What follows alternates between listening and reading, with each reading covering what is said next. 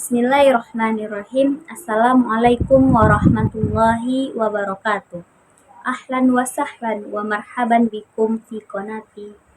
Alhamdulillahi rabbil alamin. Assalatu wassalamu ala asyrafil anbiya'i wal mursalin wa ala alihi wa ashabihi rasulillahi ajma'in. Alhamdulillahi rabbil alamin. Segala puji hanyalah milik Allah Subhanahu wa taala yang telah memberikan kita rahmat dan karunia-Nya sehingga kita dapat menuntut ilmu hingga saat sekarang ini, dan juga kita bisa diberikan kesehatan dan juga nikmat berupa kita bisa menghirup udara dan juga oksigen yang dapat kita rasakan pada saat ini.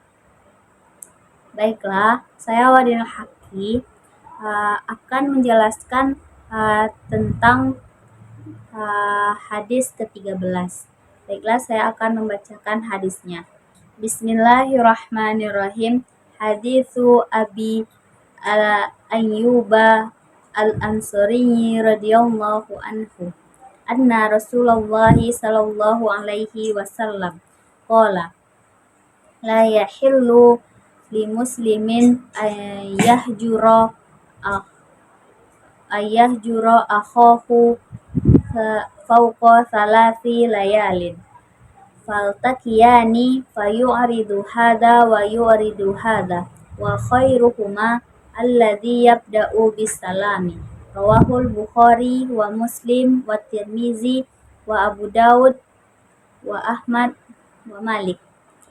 Hadis ini diriwayatkan dari Abi Al-Ayyub Al-Ansari, semoga Allah meridhoinya, bahwasanya Nabi Shallallahu Alaihi Wasallam berkata, tidaklah halal bagi seorang muslim, bagi saudara seorang muslim apabila saudaranya bertengkar atau menjauhkan diri selama 3 hari 3 malam.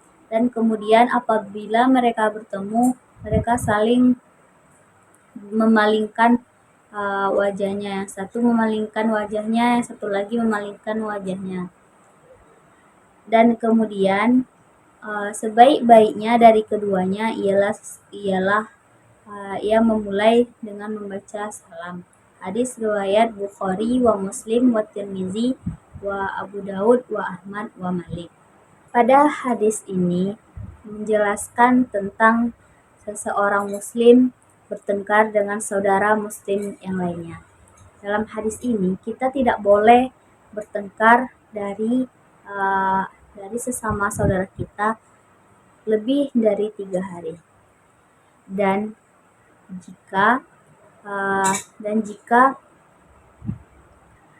jika keduanya yang berselisih tersebut, salah satunya untuk memulai memberikan salam atau memberikan sapaan, berarti dia lebih baik dari yang lainnya.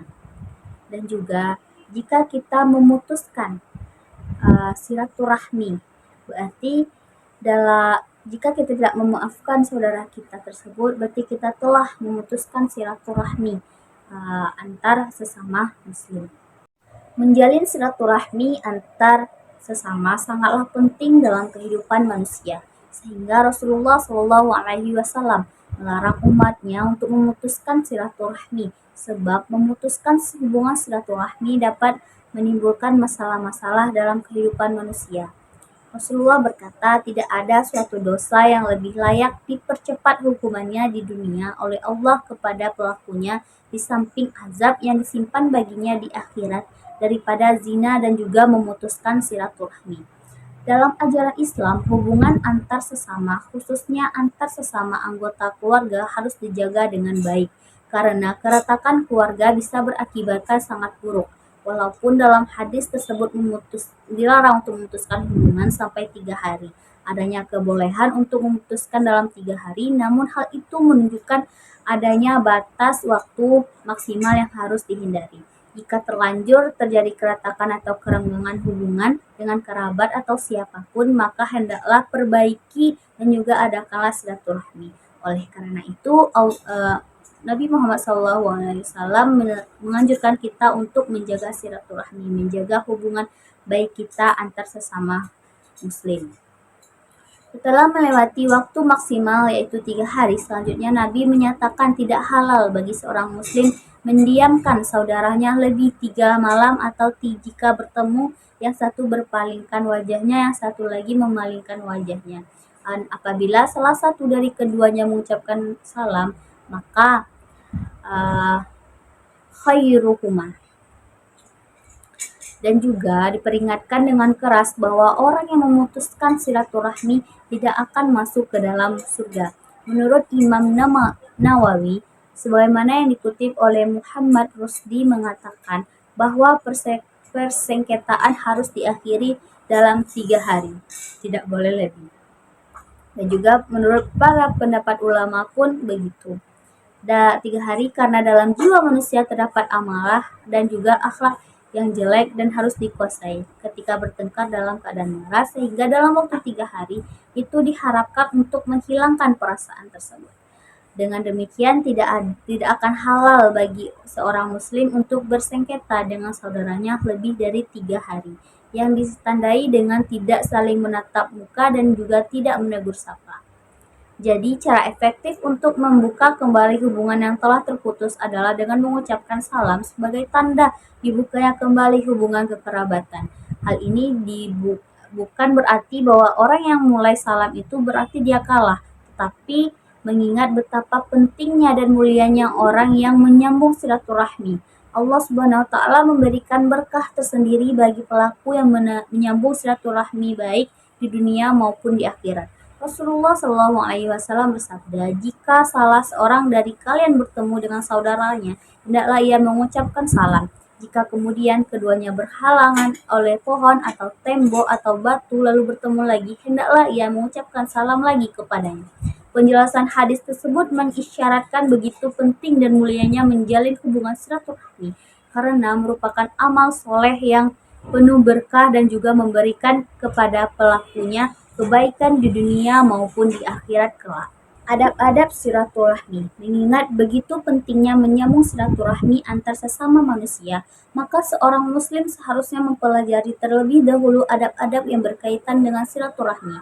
Adapun adab-adab yang berkaitan dengan silaturahmi, diantaranya yang pertama niat yang baik dan ikhlas karena Allah Subhanahu wa taala tidak menerima amal kecuali dengan dilakukan dengan ikhlas.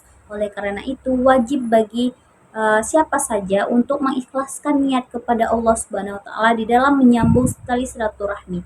Janganlah seorang mengadakan silaturahmi dengan tujuan riya dan sum'ah atau menunjukkan di hadapan manusia bahwa dirinya telah menyambung silaturahmi hanya untuk mendapatkan pujian dari manusia semata.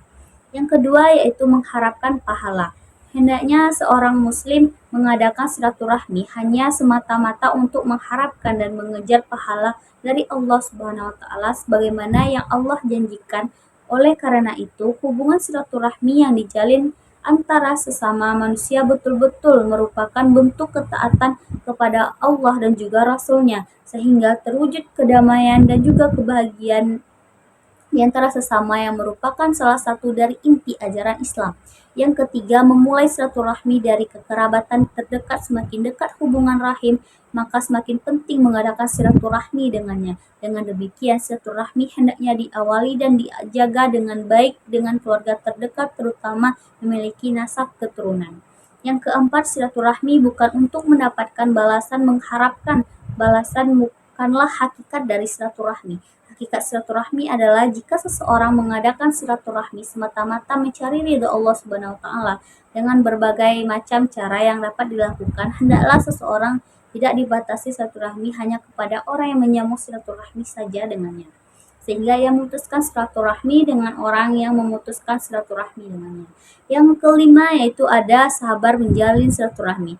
Adab ini berkaitan dengan adab sebelumnya. Seorang laki-laki datang kepada Rasulullah SAW kemudian berkata, "Ya Rasulullah, aku mempunyai karib kerabat. Aku menyambung silaturahmi dengan mereka, namun mereka memutuskannya. Aku berbuat baik kepada mereka, namun mereka berbuat jahat kepadaku. Aku sabar terhadap mereka, namun mereka usil kepadaku." Nabi Shallallahu Alaihi Wasallam bersabda, jika benar seperti apa yang kamu katakan, maka kamu seperti memberi makan kepada debu yang panas, sehingga kamu berbuat demikian. maka pertolongan Allah akan selalu bersamamu. Manfaat silaturahmi. Selain ibadah yang diwajibkan oleh Allah Subhanahu wa taala, masih banyak ibadah lainnya yang mendapat penilaian baik dari Allah Subhanahu wa taala. Salah satunya memperbanyak silaturahmi dengan siapapun dan dimanapun. Dengan silaturahmi, maka keberkahan hidup akan didapat. Sebab silaturahmi termasuk ibadah yang mulia, yang indah, dan merupakan amalan yang solih yang perlu kita tingkatkan di kalangan umat manusia. Adapun manfaat silaturahmi menurut Al-Faqih Abu Lais adalah untuk mendapatkan ridho Allah Subhanahu wa taala, membahagiakan orang yang kita kunjungi, menyenangkan malaikat karena malaikat juga sangat senang mengadakan silaturahmi. Di samping manfaat yang lain yaitu disenangi oleh manusia, menambah banyak rezeki dan lain-lainnya. Dan lebih jauh, beliau mengungkapkan bahwa silaturahmi dapat memupuk rasa cinta kasih sayang terhadap sesama, meningkatkan rasa kebersamaan, rasa kekeluargaan, mempererat dan juga memperkuat tali silaturahmi dan persahabatan, menambahkan pahala dan setelah kematiannya, dan tidak kalah pentingnya akan selalu dikenang sehingga membuat orang lain selalu mendoakannya. Rasulullah Shallallahu Alaihi Wasallam juga memberikan tips kepada kita agar silaturahmi tetap terjalin dan menambah rasa cinta dan rasa saling mencintai sesama muslim, yakni menebarkan salam, menghubungkan tali silaturahmi, memberikan makan kepada yang membutuhkan, memberikan undangan ketika diundang, menjenguk orang sakit, mengantarkan jenazah orang meninggal. Adapun pemahaman ulama tentang ditambahkannya umur karena silaturahmi. Yang pertama, tambahan berupa keberkahan umur. Ciri-ciri seseorang yang ditambahkan keberkahan umurnya ialah dengan banyak melakukan ketaatan dan juga menyibukkan dirinya dengan hal yang bermanfaat baginya di akhirat. Nama orang tersebut akan tetap diingat juga dipuji oleh orang lain, walaupun orang itu sudah lama meninggal dunia. Oleh karena itu, orang tersebut akan selalu dikenang kebaikannya sehingga orang tersebut seolah-olah tidak meninggal dunia. Sebagian ulama lainnya mengatakan bahwa Allah Subhanahu wa taala telah menetapkan ajal setiap hamba-hambanya di dalam catatan malaikat. Apabila dia menyambung silaturahmi, maka ia akan ditambahkan pada apa yang tertulis dalam catatan malaikat tersebut. Jika dia melakukan amalan yang menyebabkan umurnya berkurang, maka akan dikurangi karena pada apa yang ditulis tersebut. Terlepas dari perbedaan pendapat tersebut, kita dapat menghayati bahwa silaturahmi merupakan perbuatan yang dapat mendatangkan ke suasana damai, sukacita bagi yang melakukannya. Dengan membangun hubungan kekeluargaan yang lebih erat, lebih romantis, harmonis, dan juga akrab, maka kita akan mudah menghilangkan benih-benih permusuhan yang dapat menyebabkan rasa cemas, rasa takut, dan sebagainya. Terkadang orang yang melupakan silaturahmi dengan alasan sibuk mencari rezeki, padahal dengan meninggalkan silaturahmi malah menjadikan rezeki kita menjadi sempit. Berusaha meluangkan waktu di tengah kesibukan untuk melakukan silaturahmi tentu tidaklah merugikan. Terkadang orang mengira bahwa sumber rezeki bergantung pada pekerjaan kita pada saat ini. Padahal rezeki Allah SWT berikan tidak bisa dihitung secara matematis. Jadi kesimpulannya yang dapat kita ambil, yaitu hadis ini menjelaskan tentang bagaimana seharusnya seseorang muslim dengan muslim lainnya berakhlak dan juga berperilaku ketika terjadi permasalahan. Kedua, Rasulullah membatasi masa memanas memusuhi itu 3 hari 3 malam, lebih dari itu haram, dan masa itu digunakan untuk mengintrospeksi diri masing-masing. Yang ketiga, yang terbaik di antara mereka yang berselisih ialah yang memulai mengucapkan salam. Juga kaitan hadis ini dengan pendidikan. Yang pertama, materi pendidikannya yaitu tentang pendidikan akhlak seorang muslim dengan muslim lainnya yang sedang bermasalah. Yang kedua yaitu prinsip pendidikan. Pendidikan merupakan suatu yang manusiawi. Pendidikan memberikan kesempatan terhadap peserta didik untuk berproses sebaik-baik. Orang yang mendapatkan manfaat pendidikan adalah orang yang sesegera mungkin mengadakan perbaikan. Jazakumullah khairan. Semoga bermanfaat untuk kita semua dan juga apalagi untuk diri saya pribadi. Wassalamualaikum warahmatullahi wabarakatuh.